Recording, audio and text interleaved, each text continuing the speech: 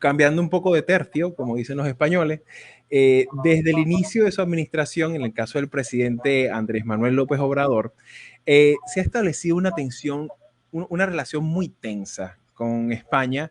En distintos momentos han habido declaraciones, han habido imposturas, han habido momentos de mucha fricción con el Reino de España, que hay que tomar en consideración que es una monarquía parlamentaria. O sea, no es un presidente en funciones como puede ser cualquier otro de América Latina.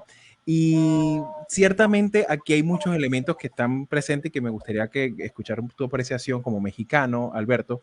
Y ciertamente vemos, por ejemplo, desde el envío de una carta al rey español para pedirle que se disculpe por la conquista de México y particularmente solo México, no por los demás países de América Latina, sino solamente México.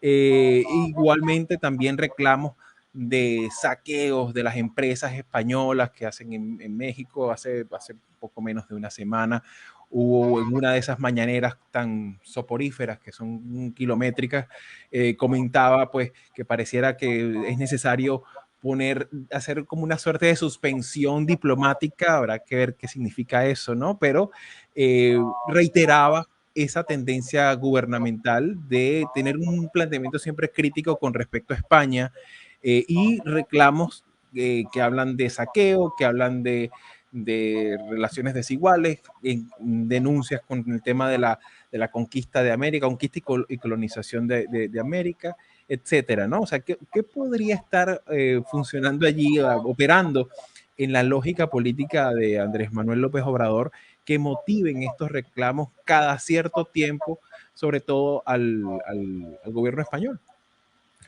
Pues mira, Javier, en el fondo nadie lo sabe. Yo creo que ni el mismo López Obrador sabe qué es lo que está haciendo. Suena broma, pero no lo es. No, de verdad, es uno de los constantes que tú puedes escuchar, leer, ver en los análisis que se hace de esto, pues es la extrañeza, ¿no? Alrededor de los reclamos, ¿no? No hay en realidad ninguna fuente de conflicto latente o ninguna fuente de conflicto, pues que esto haga asemejar a Ucrania como para tener un discurso tan belicoso hacia España, ¿no? Sobre todo recordando que quizá esto no lo sabemos mucho los mexicanos porque, bueno, hay países más grandes, pero España es el segundo o tercer lugar anualmente con el cual tenemos relaciones comerciales, ¿no? Tanto nosotros les damos trabajo a ellos, mercancías, inversiones, como ellos nos los dan a nosotros. Entonces, España no es un socio menor, no es un aliado menor en el mundo global para México, ¿no? Tú dijeras, bueno, pues es un país pequeño, no tiene mucha influencia, bueno, ¿no? Pero no, las inversiones españolas en México son de peso y los dos bancos más importantes que tenemos son de origen español.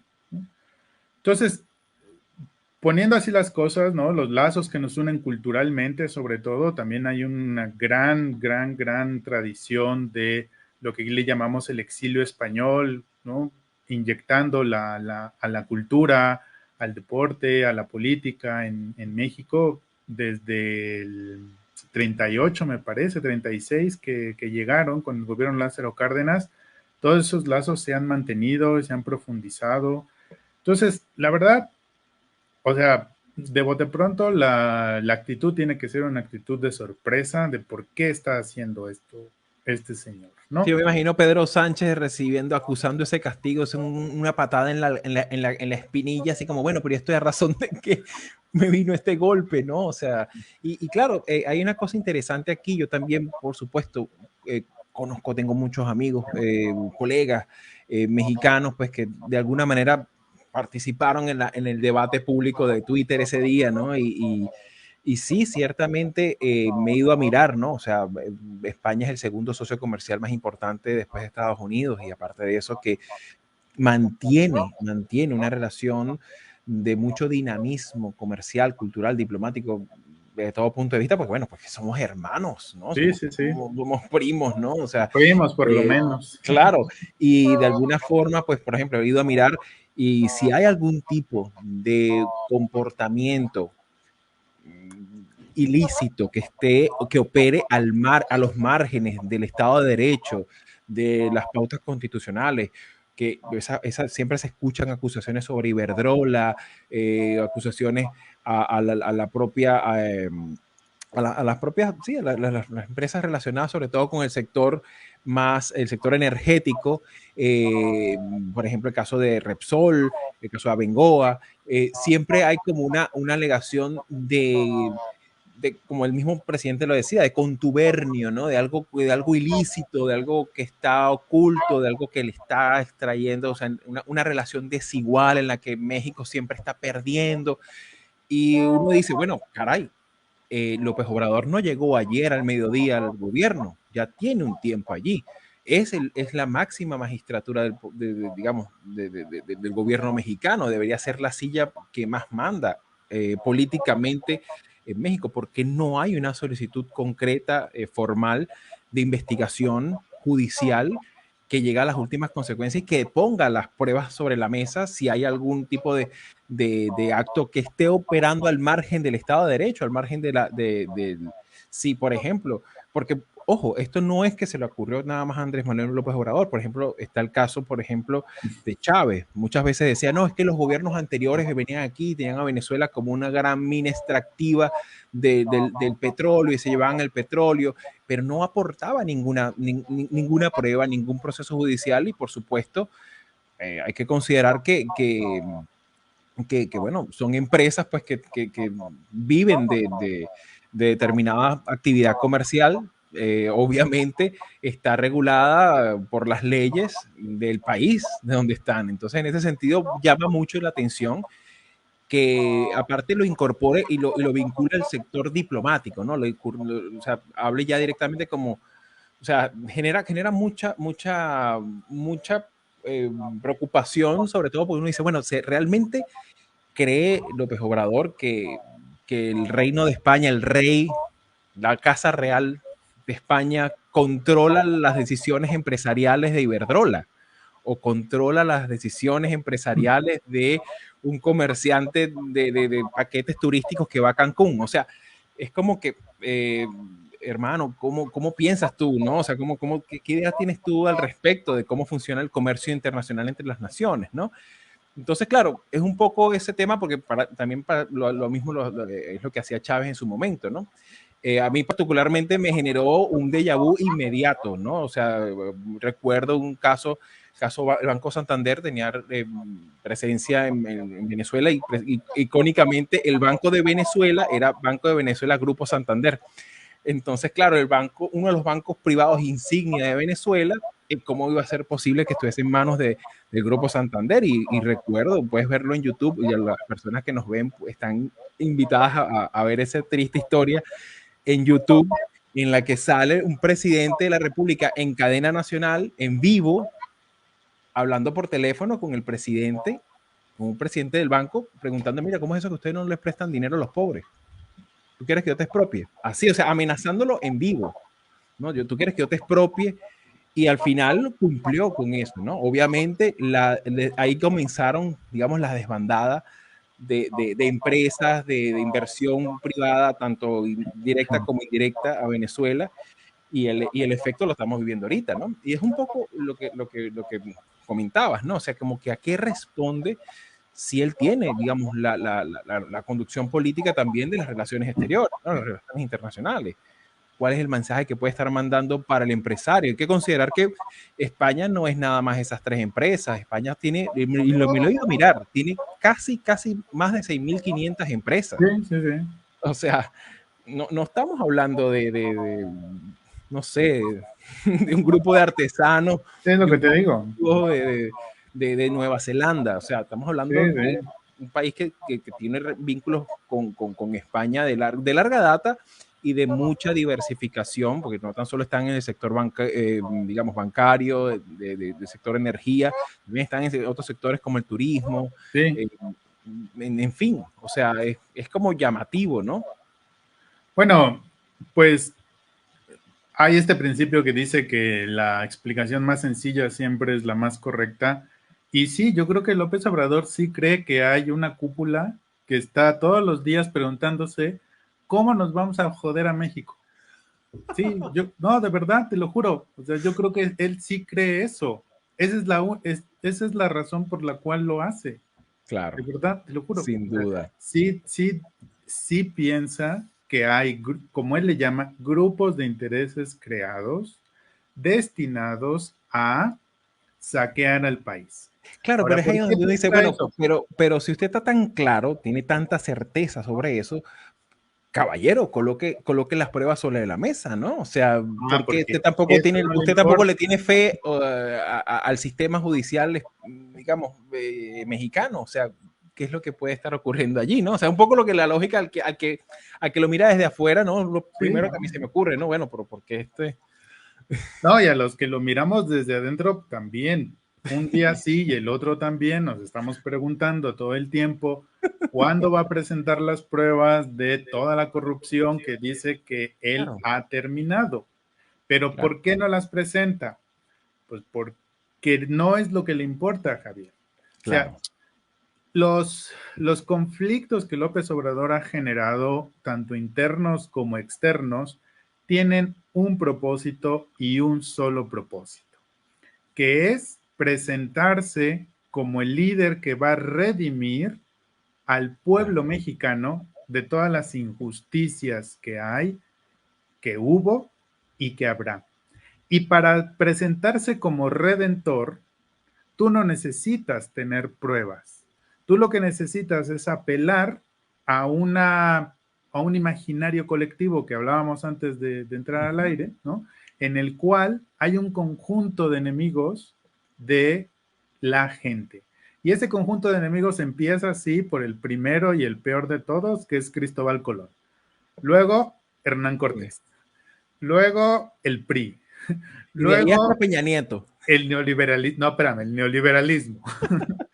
Y luego Peña Nieto. Claro, claro, claro. Entonces, el objetivo que tienen todos estos conflictos que ha creado López Obrador, no solamente con España, sino con Panamá, sino con los periodistas, incluso con Estados Unidos, con los Ujú. movimientos feministas, es crear la narrativa de que el discurso moral lo maneja él y que él es el único que va a ser capaz de hacer que todos los demás actores políticos se rebelen como actores que no están a favor del pueblo, que lo que les gusta es el dinero, que lo que les gusta es la avaricia y que lo único que quieren es chuparnos la sangre, ¿no? Claro, Entonces, esa es la lógica. Y por eso no presenta pruebas, porque no necesita presentarlas mientras apele a este claro. imaginario colectivo de que Ujú. existen los enemigos del pueblo. Sí, un Y poco al la creer, narrativa esta que comentabas en su momento de Donald Trump, ¿no? Del deep state, ¿no? De las fuerzas ocultas que son más poderosas que el propio Estado, ¿no? y ya de manera más puntual, en el caso de Iberdrola, hay una clara intención de apropiarse de los recursos naturales, ¿no? Y entonces, ¿por qué estoy tratando de darle una connotación negativa a esa frase? Apropiarse de los recursos naturales. Tú puedes decir, bueno, pues si el petróleo está en mi país, pues yo gobierno debería administrarlo, ¿no? Bueno, porque apropiarse en este contexto significa concentración de poder, significa desalentar inversiones, debilitar otras empresas para que el gobierno sea el único que se beneficie de esa apropiación de los Claro, recursos un naturales. monopolio, pues. Y de esa manera, pues, tener más dinero para lo que sea que quieran tener más dinero, ¿verdad? Porque Claro, claro, claro. uno tampoco puede confiar de que ellos sí son las buenas personas. La historia Claro. ha demostrado que no siempre es así. Entonces, la, la, la lógica que hay detrás de todos estos conflictos innecesarios es mostrarse como un líder moral, ¿no? Como el que sí Ujú. tiene el valor de decir las cosas que otros callaron o que otros ocultaron o que otros fueron cómplices. Y entonces es en esa dimensión donde no necesita las pruebas. Claro. Claro, no, porque no. si fuera parte de una estrategia judicial, no sé cómo decirlo de otra manera, judicial, de erradicación de la corrupción, Claro, entonces, claro, claro, pues necesitarías a 50 fiscales de la nación, ¿no? Pero no es claro. una estrategia judicial, es una estrategia moral. Y como moral, pues ahora sí que las buenas intenciones son como los llamados a misa. Sí, Quien claro, quiere claro. ir, va. Y quien no, Hay un autor que a mí siempre me cautivó en mis años de universidad, que era, bueno, ya fue muy poco conocido en América Latina, es Raymond Aron, o Raymond sí, Aron, sí, sí. que él tenía unos libros, bueno, su forma de escribir, a mí me gustaba mucho más sus artículos de prensa, ¿no? Más que los libros, ¿no? Los artículos de prensa eran muy, muy mordaces, ¿no?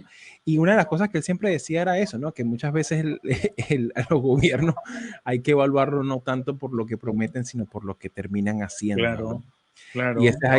ese es ahí, este sería un caso de manual, ¿no? Sí, ¿no? Así que, y precisamente en ese sentido de evaluar gobiernos y de desempeño, pasamos a nuestro tercer tema, en el cual recientemente se publicó, bueno, la famosa agencia de inteligencia de The Economist publica una publicación que ha venido siendo y que siempre que se ha publicado ha generado importante debate sobre sus hallazgos.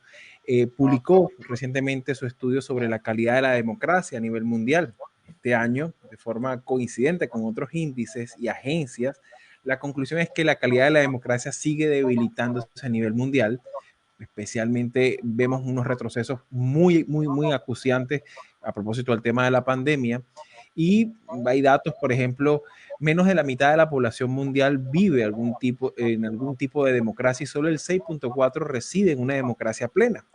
Además de este alarmante dato, entre muchos otros, resulta interesante comentar algunas cosas que trae consigo este informe que, como comentábamos previamente, es un informe que tiene algunas deficiencias, algunas debilidades, algunos elementos de opacidad a la hora de recabar la información de algunos países que ya naturalmente son súper cerrados, ¿no? Sin embargo, genera un debate muy necesario, sobre todo un debate necesario que en Occidente pues siempre genera posicionamientos a favor o en contra muy, muy importantes para el debate público. ¿Cómo lo ves tú, Alberto? Bueno, pues lo primero que tiene que llamar la atención de la edición 2021-2022 es el título del informe, ¿no?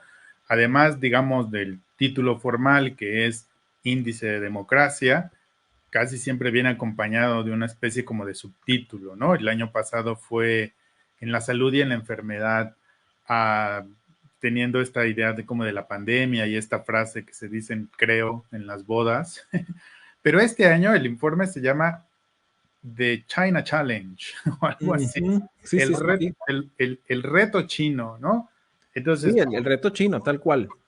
eso es como lo primero ¿por qué un informe sobre la democracia hace referencia a un país que claramente no es democrático? Entonces, ya a partir del título parece estar bastante claro hacia dónde va a ir el informe, ¿no? Y la importancia de reflexionar, que ya lo habíamos hecho tú y yo la semana pasada, acerca el poder simbólico, el poder económico y el poder político que está teniendo China en el mundo, ¿no? Uh -huh.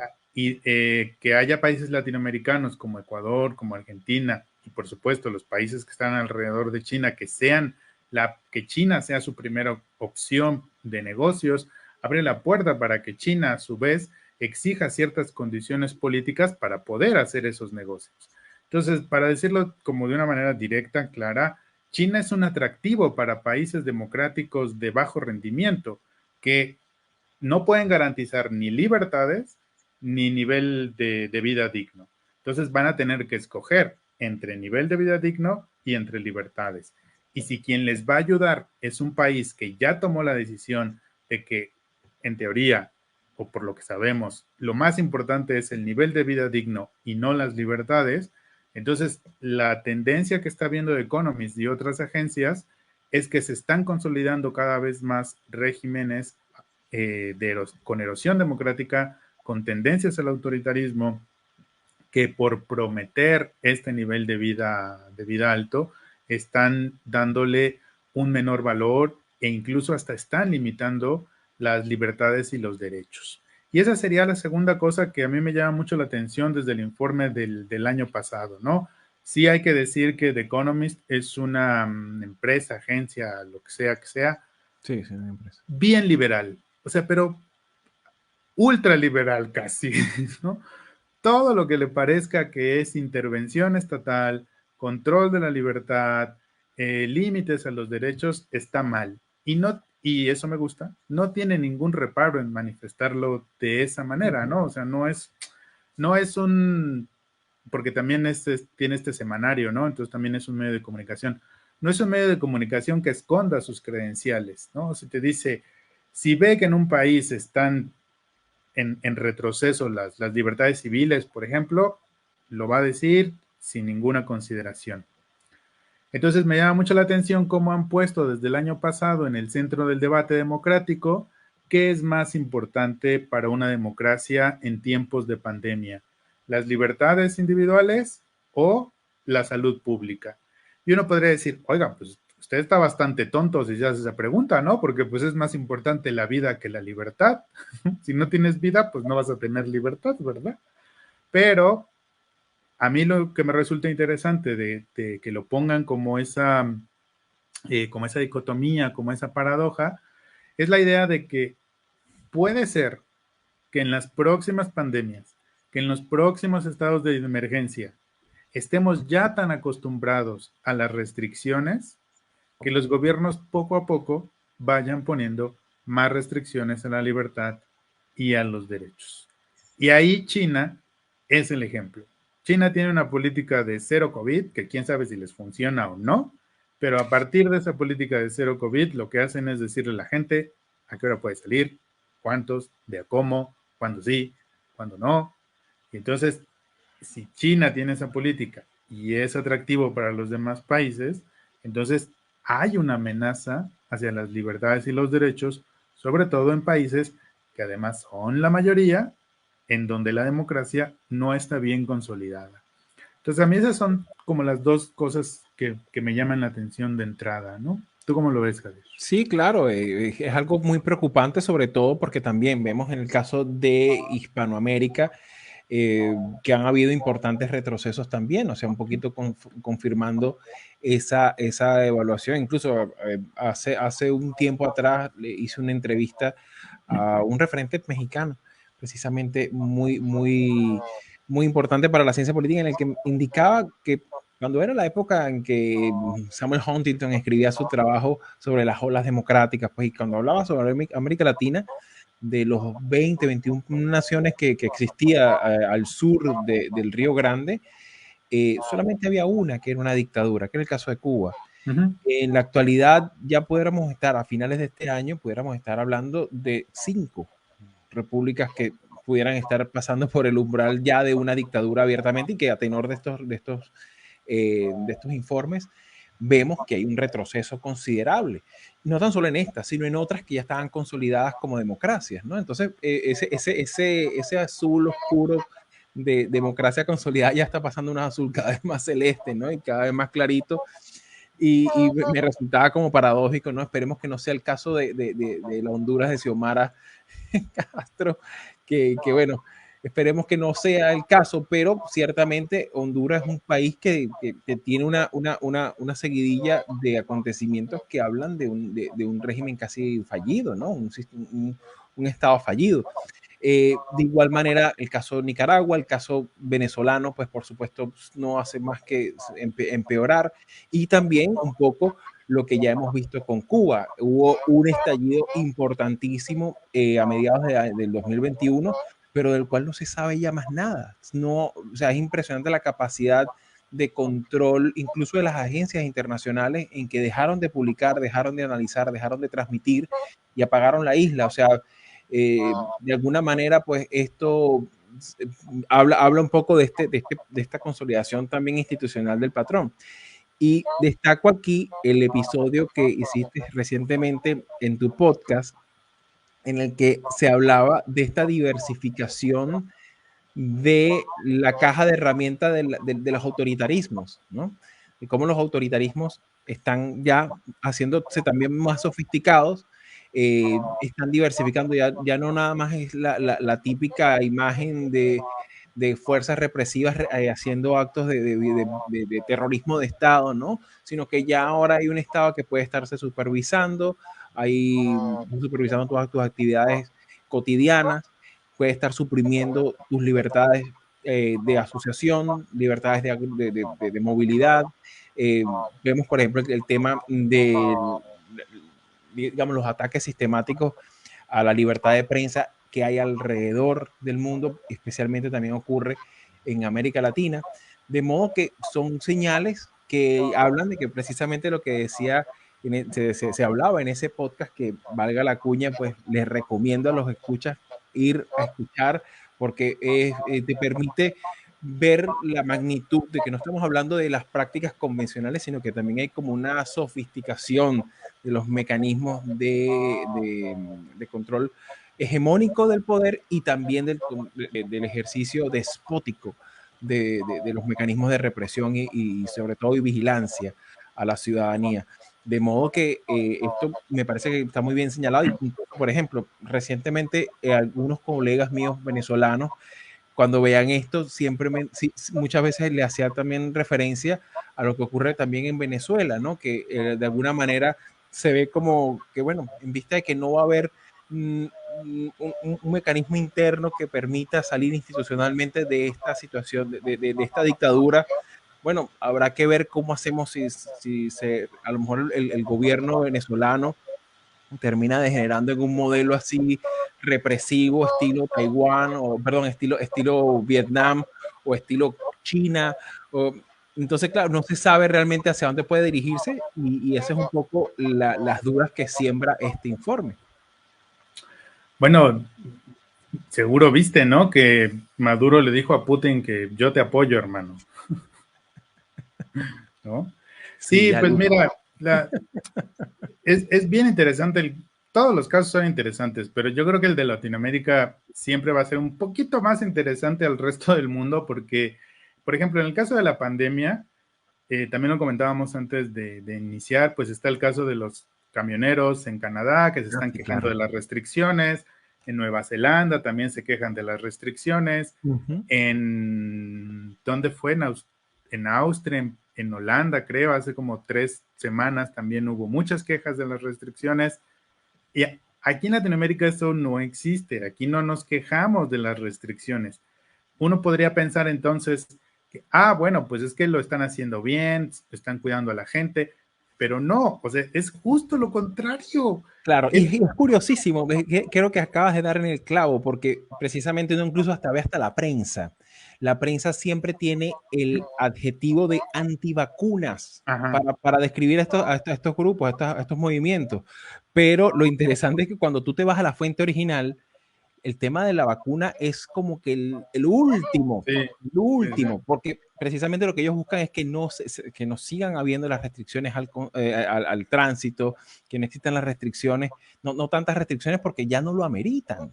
O sea, ya Exacto. no hay colapsos hospitalarios, ya la cadena del sistema hospitalario no está colapsado que justifique medidas masivas de control del tema de la mascarilla, el tema de las PCR, el tema de los pasaportes COVID, entre otras tantísimas restricciones. Y es precisamente ese es el tema, ¿no? El tema de libertades Ujú. individuales y también libertades colectivas.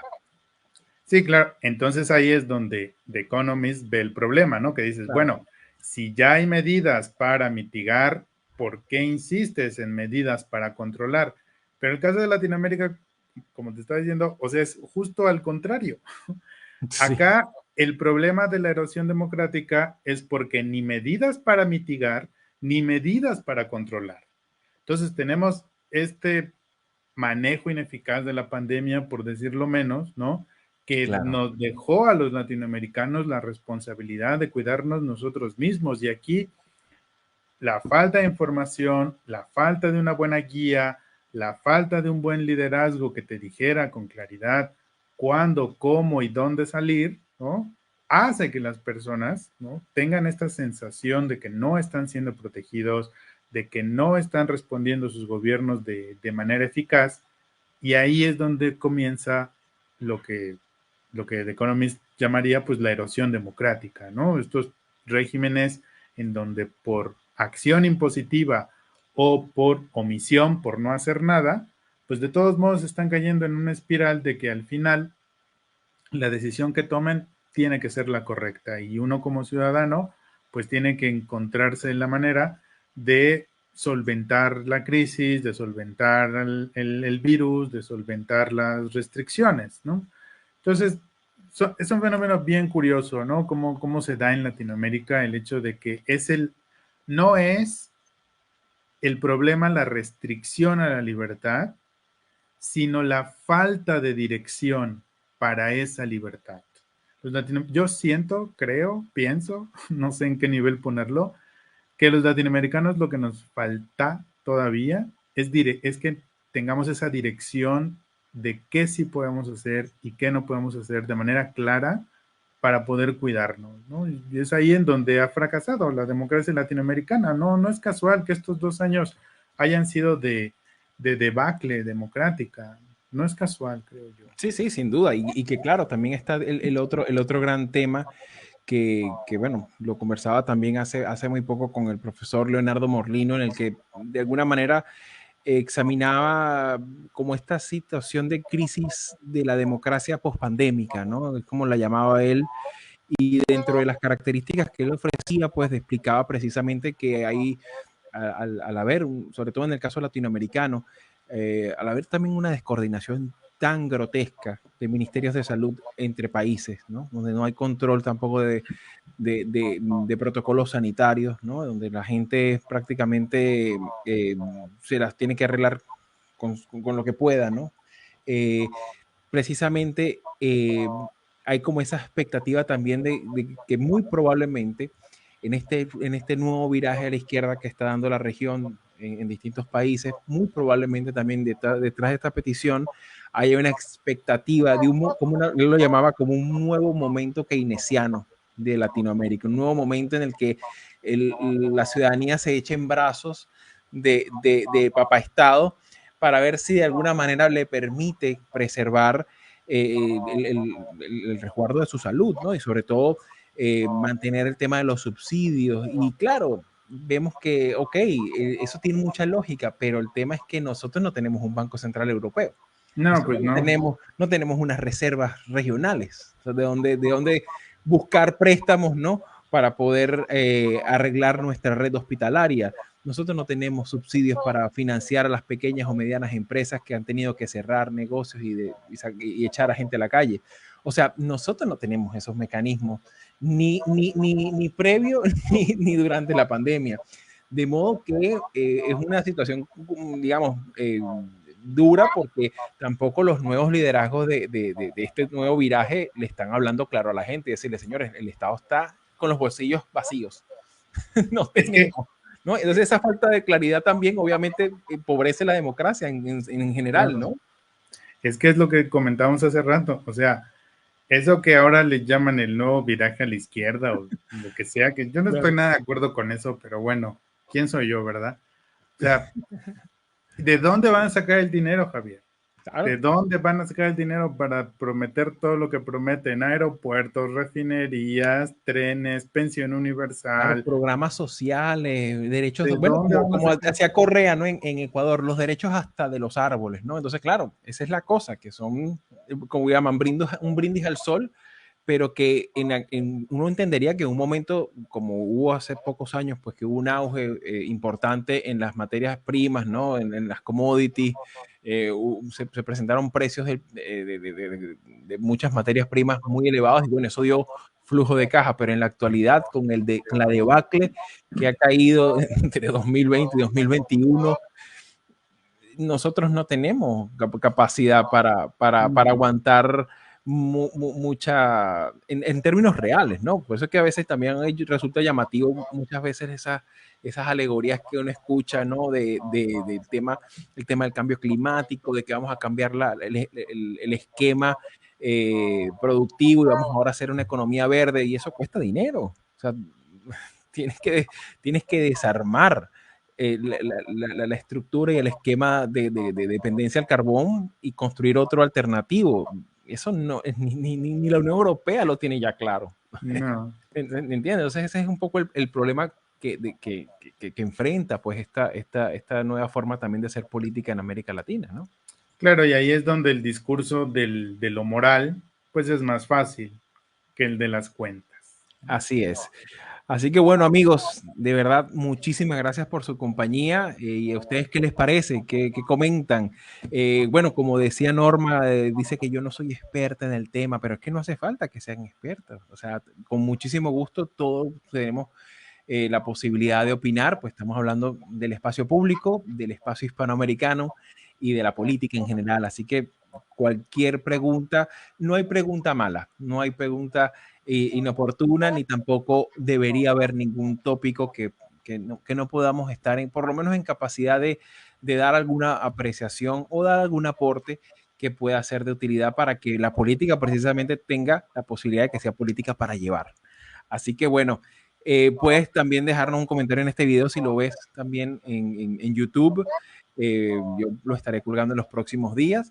Y bueno, si tienes algún otro tema, pues bienvenido, adelante. Muy bien, Javier. Pues muchas gracias a todos los que nos vieron aquí en vivo, los que nos ven después en Facebook o en el canal de Javier. Ahí estén pendientes para cuando suba los videos y que los puedan ver si no lo hicieron. Y nada, pues muchas gracias, Javier. Gracias a ti. Un gran abrazo. Hasta la semana que viene. Hasta la semana que viene.